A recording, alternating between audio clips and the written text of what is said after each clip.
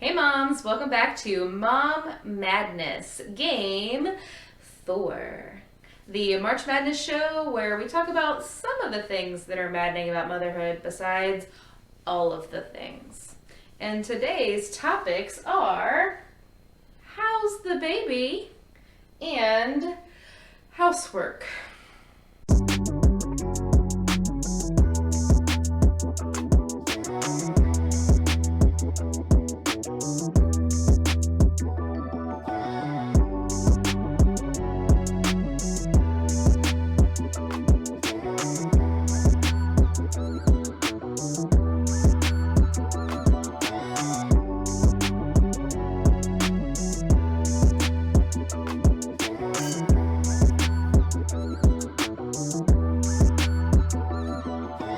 And just to recap for the rules for the game, we'll each get 4 minutes to talk about our topics. Melinda is pink topic and Angel is the teal topic. And we each go back and forth for 4 minutes, we'll come together, talk about the topics together, and we'll go from there. And Melinda is going to do our coin toss today. All right, Mike, let's go. All right, calling in the air. Tails. It is heads. Angel You gets to suck. go first. Almost did heads. All right. She followed you good. All Wasn't it? right. Okay. Housework. And Oh God. Where do you start with this one? So I shared I wrote a blog not that long ago that was called "The Things I Missed Today," and if you haven't read it, you should. It's really good. Not to. But so and essentially the point of that whole piece that I wrote was because I get lectures sometimes from family members, or I hear it from other moms that I should be cleaning and doing things like even while my son is awake. And for those of you who are not new to the channel and you've seen our Humanizing Mom segment, you know that I don't get very much time with my son. I work, I go to work in the morning and then I get a couple hours with him at night because he's on a very strict schedule for bed. And so I don't get a lot of time with him. And so the short version of what the blog entails is just, in the time that it took me to just do the dishes, including interruptions because I have a boy, well, because I have a child, I missed playing with him and I miss these moments with him that I can't get back once they're gone. So aside from that part of it, it's really hard because I don't care about housework when my son is awake and I can be interacting with him because I don't get time with him as it is. Now, the other side of this is I had a back injury several years ago when I worked in the food and beverage industry, and I ignored it because I was young and I just thought, oh, it'll be fine. It has turned into a big ass issue. And so I have back problems constantly, and having a huge child didn't really help. So I don't have a lot of back strength or core strength, and because of that I literally can stand, and I have anti-fatigue mats and they do help, but I can literally stand at the sink for 5 minutes and my back is locking up to the point that I have to lean onto the sink to wash dishes. And that's not being over dramatic, that's 100% how it is for me. I have a hard time bending over still. Like, I just don't have the strengths in the right places that I need them in order to do these things all the time. Aside from those things, I also am I know I'm not the only mom that feels this way. I suffered a huge energy deficiency I learned some of it was vitamin related, but I struggle with having enough energy because, I get up, I go to work, I come home, and I'm nonstop with my son until he goes to bed. And then it's either, well, I can spend the rest of my waking night doing stuff around the house to make other people feel good about how clean my house is, even though they never see it. Or I cannot, and I can take a nap, I can go to bed early, I can take a bath, I can sit on the couch, I can watch TV, I can do all of these other things. I can spend time with my husband. And it's those things kind of take precedence. And then the last bigger part of it is there just isn't enough time to get everything done. One of the things that happens to me is when I'm, lying, I go to bed at night and I cannot shut off my mind because I'm thinking about all the things that need to be done that aren't. And that was actually a lot easier, at least for me, when we lived in an apartment because it was a lot smaller space. Now that we have a house, is like a whole nother can of worms for me. And it makes it really difficult because I don't have the energy, the strength, the time, or the desire to give a shit about housework because I would much rather be doing things that make me feel better. And then in the other side of that is if the housework was done, I would feel better. So it's just like this constant pull and tug, and and of course sometimes when you're trying to cook, you can't because you're being pulled in so many directions by your kid or kids, and they do interrupt or they try to help, so it takes longer. So there's all these multiple pieces as to why this notion of housework is so maddening, and it's the laundry never stops and the dishes never stop, and it seems like the moment that you finally get caught up, something else happens and you're just as far behind and in the negative like you were before, and it's maddening.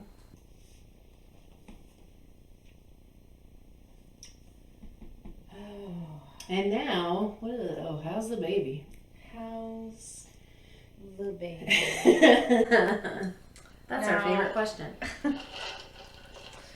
Oh, and I'm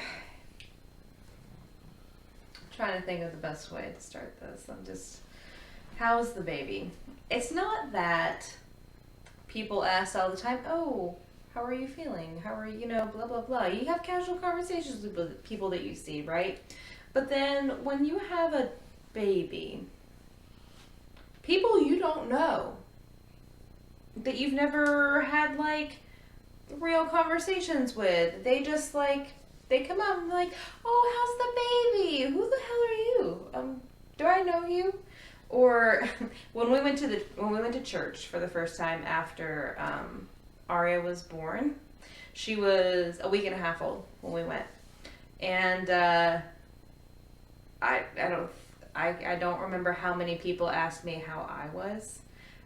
They all wanted to see her, meet her, asked how she was, asked how things were going with her, not about me or my C-section recovery, which, I guess I was walking around holding a baby. We were at church a week and a half after my C-section, so I probably was okay-ish, who knows. But they didn't really ask, so they didn't really know. But how's the baby? It's how are you today? Even if you don't mean it, you can still ask. You can fake it for 30 seconds when you see me and my baby. You can say, oh, how are you doing? Yeah, how is she doing? I know that it's fake, but at least it's there. At least I heard it out loud. Moms go through so much stuff every day. They need to be asked how they're doing by whoever. It shouldn't always be my husband that is curious about how I'm feeling or how my day was, which he does ask every single day. He says, how was your day? He doesn't always ask, how was Aria today? He asks, how was your day? And then he says, what did you guys do? But he always asks how I was first. He may greet the baby first, but he asks how my day was. And that's important. It really is. I'm always curious how his day was too. But that means a lot when he asks, how was my day? How did I do that day? And when other people ask, you don't know how much that means to somebody who is always in the background. Every mom is always in the background because we put ourselves in the background. Our children come first. We take care of our children. They are everything. They are our world, right? But we need to be somebody's world too. We care about them. We spend all of our time making sure that they're okay, that they are, happy, safe, healthy, fed, everything like that. But it takes a toll mentally, emotionally, physically on us as moms, providers. We need to be asked, how are you doing? How was your day? How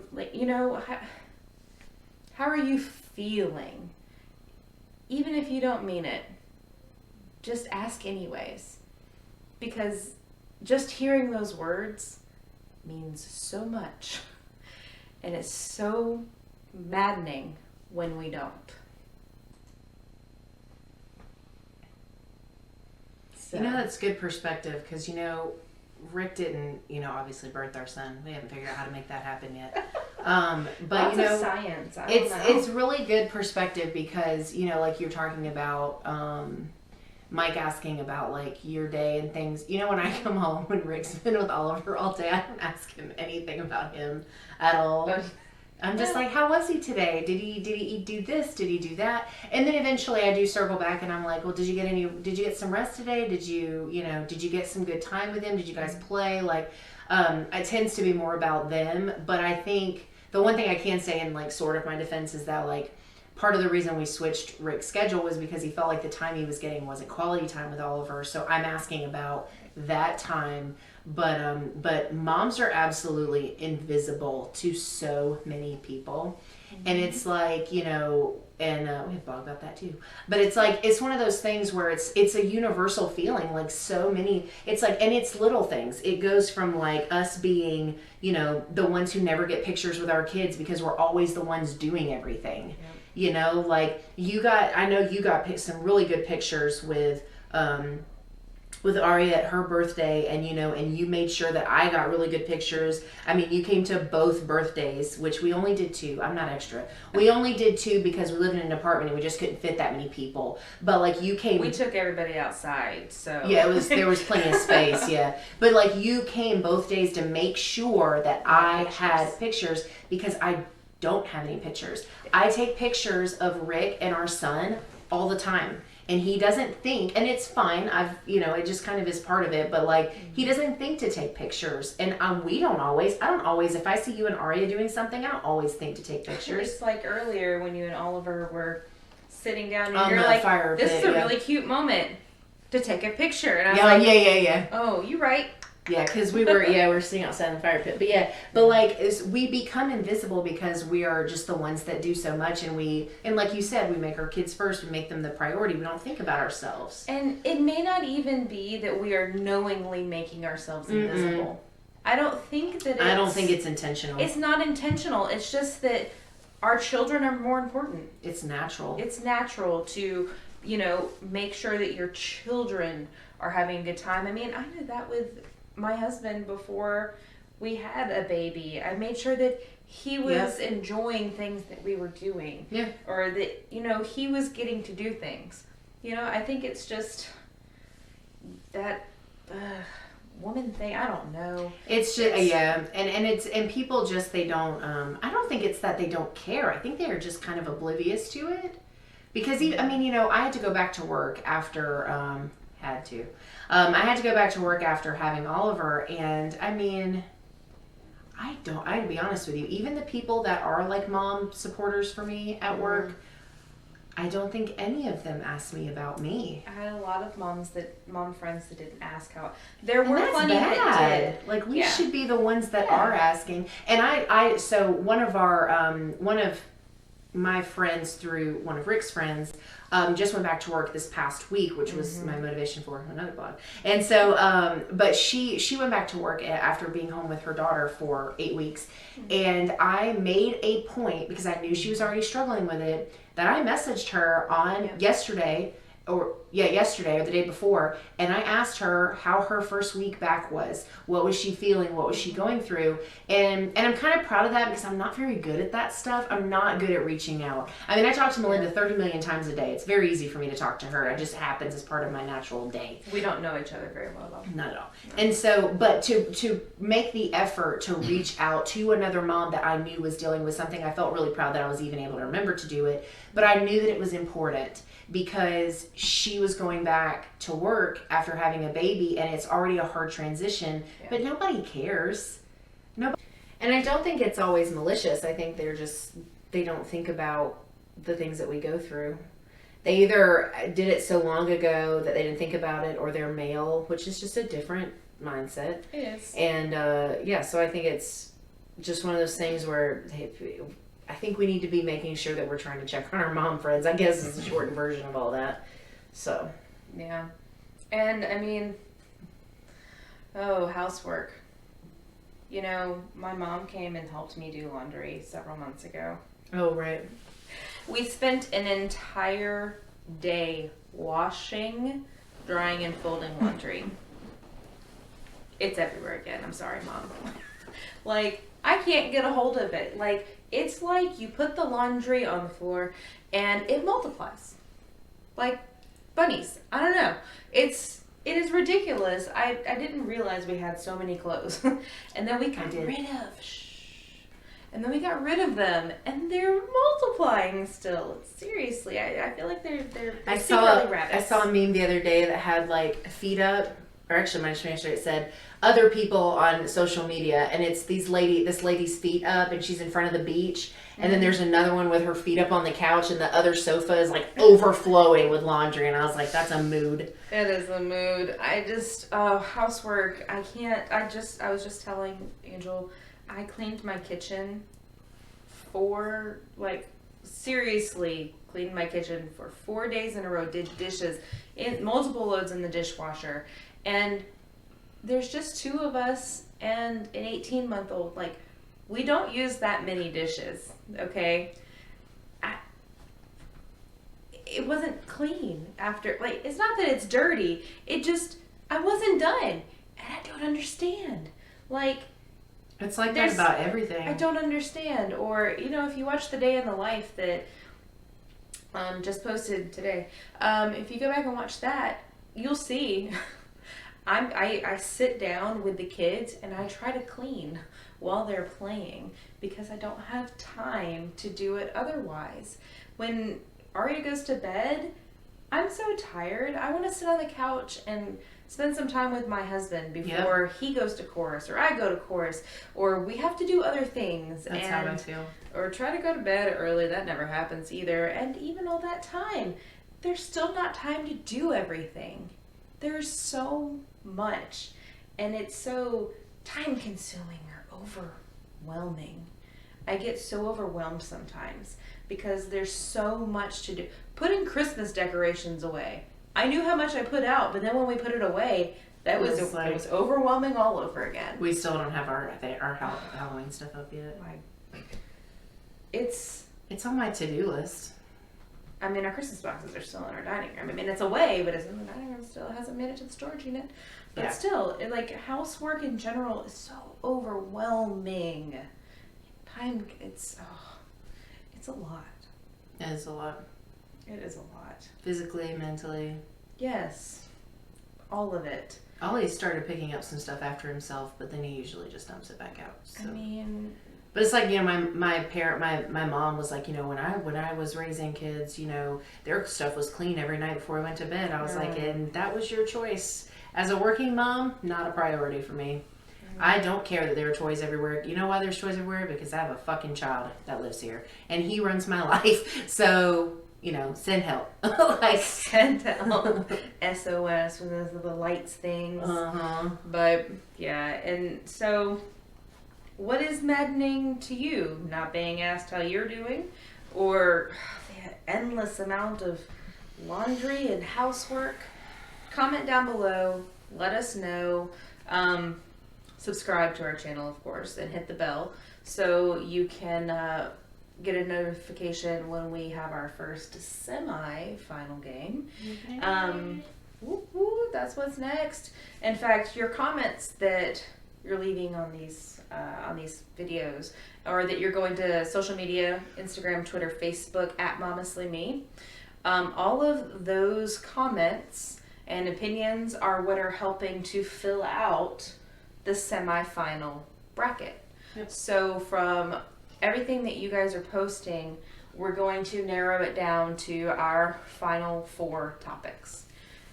So your opinions are very important to us. We want to know what is maddening in your lives. Like, that's where these topics came from to begin with, and we want to know more. What do we all feel like is maddening? So comment, let us know, send us a private message if you don't want to put your thoughts in a comment on a public platform. That's fine too, and let us know.